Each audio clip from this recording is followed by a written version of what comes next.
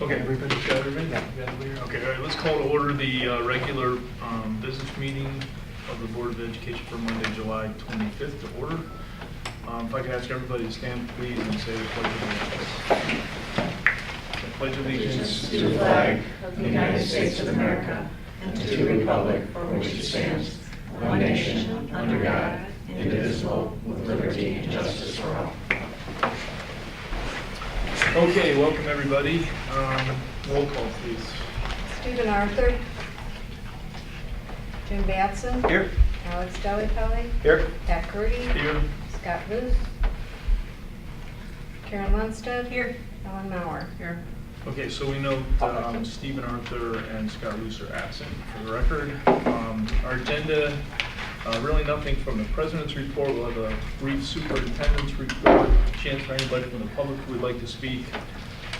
We will approve the consent vote agenda. Most of this was reviewed earlier this evening in committee. Brief update from program and personnel. Ellen, you'll do that, right? So Ellen will do that. And then facilities and finance, brief update, update on the budget. No property update. CEDAW?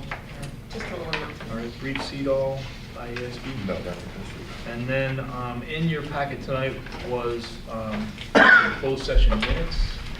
Unless there's a reason. I'll cover that in the superintendent's. Right, We unless don't there's a need, we don't reason. need to go into closed session. Right. Is there anybody that feels we need to go into closed session? No. Unless you want to change my, I got to give you a recommendation and then you can Yeah. react to that. All right, so we'll is that on the consent vote? It's not on the consent vote. It's under my, it's It's under, under, yeah, superintendent's report. Okay. That should be it. All right, so let's go right to the superintendent's report. Okay, thanks. Even during the summer, we have great news in District 128, so we're going to take a minute and highlight a few things that have been going on in the district of note. D128 students earned a number of national honors at the FBLA National Competition held during this month's FBLA National Leadership Conference in Atlanta, and that's the Future Business Leaders of America. VHHS students receiving national honors were Aditya Alluri, Caleb Ju, and Alex Yang were 4th place in 3D animation. Eunice Yoon finished in 8th place in electronic career portfolio. And Ma Parande finished 10th place in mobile application development. The LHS team of Aditi Mehra, Emily Kern, and Bridget Horvath placed 6th in e-business. Additionally, VHHS FBLA club member Zachary Kurzenberger had the honor of singing the national anthem at the conference's opening ceremonies, attended by more than 10,000 FBLA members and club advisors. And we've had the great pleasure, even at our board meeting, to have Zach singing the national anthem.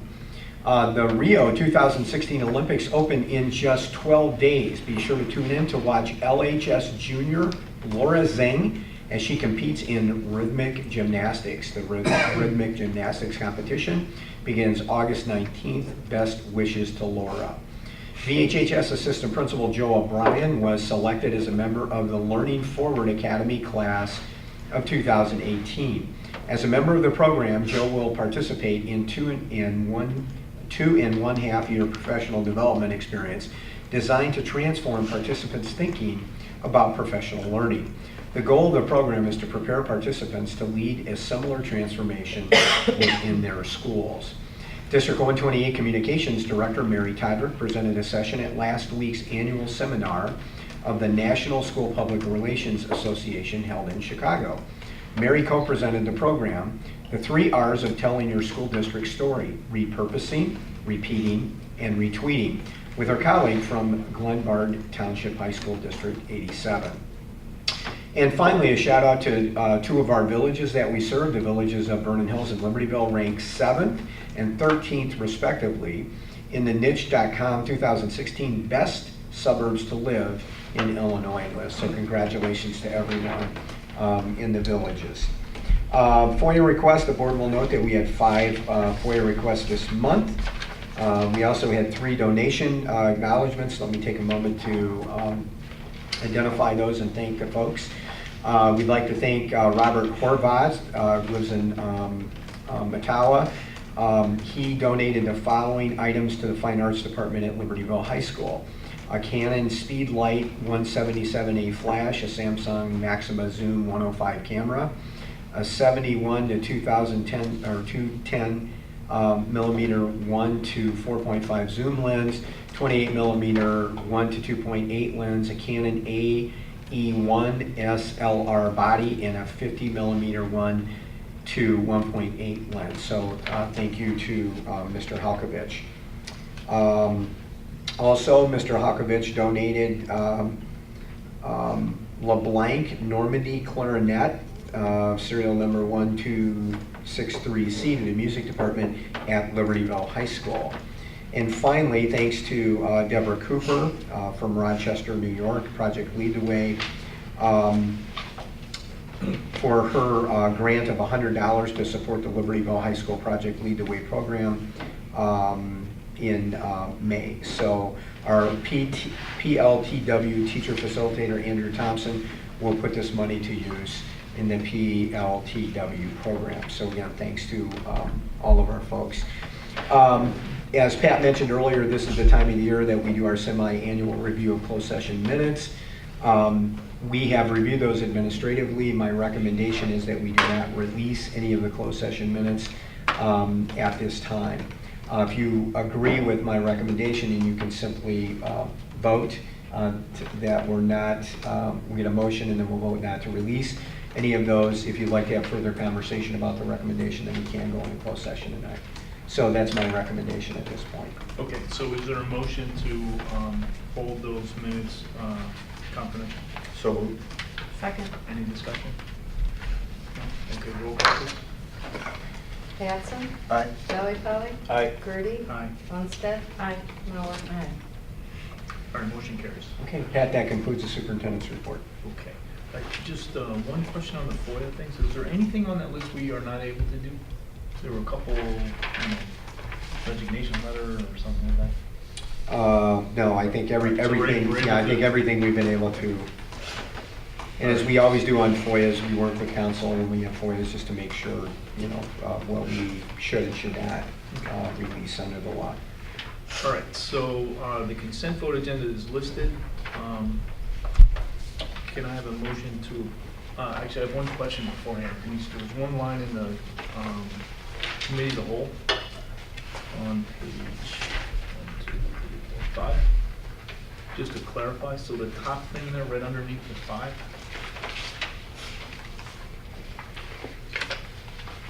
it says, also request for reports on the top 5 biggest expenses trending in the IT and athletic budgets. Actually, what I meant by that was actually the top 5 things, including IT and athletics. So you don't have to get 5 for each other, but we had Okay. talked about IT, we talked about athletics, and there may be 3 others that you say, hey, if I was you guys, I'd take a look at these 2. Okay, does that make sense? Yeah. Otherwise, I thought those minutes were extremely well written. Yeah, kudos to Denise because no, that that was was really- that was a pretty wide-ranging that was- meeting, so. I was pretty impressed with how you put that together, to be honest. I make a motion that we accept the consent vote agenda with the minutes amended as Pat suggested. Okay, Second. any discussion? All right, not roll call? Delli Polly. Aye. Grudy. Aye. Lundstedt. Aye. Mauer. Aye. Batson. Aye. That's it? All right, motion carries. All right, program personnel, chairperson. Okay, we have one thing, the educational tour request for GS Strings to go to Schaumburg. Looking for motion to approve that. So moved. Second. Any discussion? Roll call, please. Grudy. Aye. Lundstedt. Aye. Mauer. Aye. Batson. Aye. Delli Polly. Aye. All right, motion carries. That's it. Thank you very much. Facilities and Finance, Chairman Batson. Thank you, Dr. Grudy. We have, first on the agenda here is the tax levy calendar. This calendar is presented to outline the steps moving forward for the adoption of our tax levy. Just briefly, September 12th through the 26th is the time we determine the proposed aggregate tax levy. We publish a notice in the newspaper on October 27th of 2016, if needed. And it's only needed if the increase is going to be 5% or more over previous tax extension. Then we'll conduct a public hearing if needed, again, for the same reason, if it's over 5%, on November 7th, 2016. And then our November 14th meeting, that'll be a board meeting evening, we will adopt the tax levy as proposed. And in December, we filed a certificate of tax levy with the Bay County clerk. So that's the tax levy calendar. I think we need a motion and a second to approve that calendar. No? I don't see any. Oh, okay, I don't see any Yeah. asterisk either, okay. Never mind, that's just for information. Yeah, okay.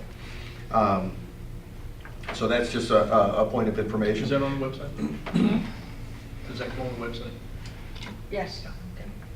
Okay, and that all relates to, also to another discussion that we've been having, quite a bit of discussion actually, on the 2017 tentative budget. We're going to be voting this evening on a tentative budget, and what this is an initial budget that is proposed for discussion, although there's been quite a bit of background work over the past months. We had a committee of the whole meeting last Monday. That was the minutes that we approved during the consent agenda. We had a lengthy Facilities and Finance Committee meeting earlier this evening to discuss this. And this will be to vote on a tentative budget, and then there will be additional review and potential updates prior to finally adopting that budget later in the year. What's the date for the? I believe it's August 22nd. August The 22nd, board yeah, meeting, so- yes. We will have a Facilities and Finance Committee meeting coming up in August 8th, thank you. And that will be some additional discussion on that tentative budget, and hopefully making some recommendations to either, it either remains as it is or making adjustments. I invite the public to join us on that meeting. And then the board meeting in August, we will vote on the budget. So at this point, we need a motion and a second to approve the tentative budget as it stands today. I'll make a motion that we approve the tentative budget for FY 2017 as it stands today. Second. Okay, any further comments or questions, concerns? Highlights, you want to do some highlights? Well, the, about 75% of the budget roughly is driven by existing labor contracts and personnel and benefits costs, and existing contracts like cafeteria service, our custodial maintenance, bus contracts, those types of things. The board had asked us over the past 2 weeks if we would take the part of the budget that we, in essence, have control over and bring those costs down to roughly 0% from actual expenditures last year to budgeted for this year. We did do that. We were able to accomplish that. That's an additional $500,000, $600,000 in the budget, and that is in addition to a little over $2 million that we've cut from that part of the budget over the last previous 2 years as well. We'll continue working with the board, as Jim has noted, in modeling out the financial health of the district over a number of years, which will impact future decisions that we need to make. Okay. Anybody else? All right, you need it. So we need a roll call, please. Right. Any other- Lundstedt. Aye. Mauer. Batson. Aye. Delli Polly. Aye. Grudy. Aye. Okay, thank you. Next item, rental labor rates for FY 2017. This is a schedule of labor rates for people outside the district who wish to rent district facilities for their events. There's a slight increase across the board just to accommodate the increase in costs. Any questions or comments? We need a motion and second. I make a motion that we approve the rental labor rates for FY 2017 as presented. Second. Any further discussion? We have a roll call, please. Mauer. Aye. Batson. Aye. Delli Polly. Aye. Grudy. Aye. Lundstedt. Aye. Okay, thank you, that passes. Bid recommendation, we have one, that's the Vernon Hills High School pool filter replacement. Yep. A proposed motion by the Board of Education that the Board of Education accept the base bid from Mechanical Incorporated, Fremont, Illinois, in the amount of $210,095 for the Vernon Hills High School pool filter replacement project. This project requires, for background, this project requires removal of the existing sand filter system for the installation of the district purchased regenerative filter and controller equipment. In the spring of 2016, one of the sand filter vessels developed a leak, which, because of its location, could not be repaired. In addition, the carbon steel sand filter vessels have surpassed the manufacturer's life expectancy. Mechanical Incorporated is an approved IDPH vendor and contractor. References and the bid amounts have been verified.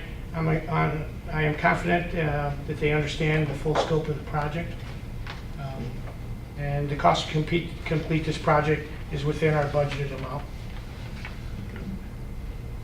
We have a motion and a second, please. So moved. Second? Any further comments, discussions, questions?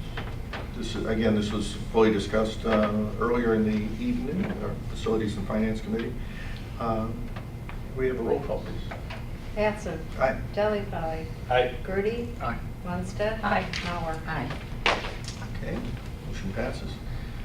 And finally, we have a developer donation agreement for the Preserves subdivision. I understand this was worked on earlier, but we're revisiting this.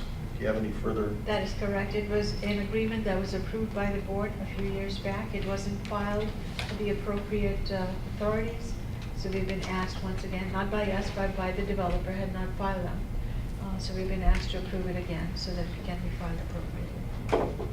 Okay, I make a motion that we reapprove the developer donation agreement with Preserves. Second? Any further comments or questions? Okay, could I have a roll call, please? Delli Polly. Aye. Gertie. Aye. Munstead. Aye. Mauer. Aye. Batson. Aye. Anything under other? Okay, that concludes If the I may, facility. I'll give you an update on the pool filter replacement. IDPH is ready to issue us a permit for the project. They just needed our mechanical contractor that we would be using.